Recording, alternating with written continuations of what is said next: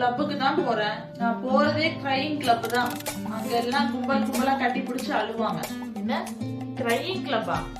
அழுகிறதுக்கு எல்லாமா ஒரு கிளப் இருக்கு? புரியல. ஆமா, மும்பைல ஃபர்ஸ்ட் டைம் கிரையிங்க்குனே ஒரு கிளப் ஓபன் பண்ணிருக்காங்க.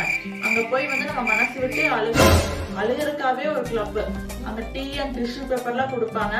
மைல்டான மியூசிக் போடுவாங்க.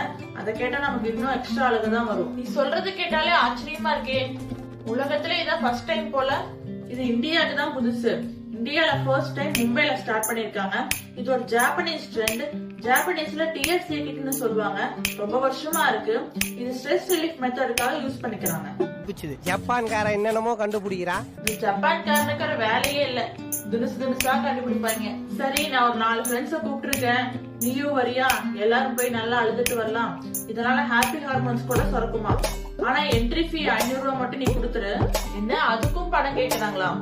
நம்மளே கஷ்டம் தீரத்தான் போய் அழுகிறோம். அங்க நம்மள்ட்ட பணம் கேட்டு இன்னும் கஷ்டப்படுத்துறாங்களா? நான் வரலப்பா.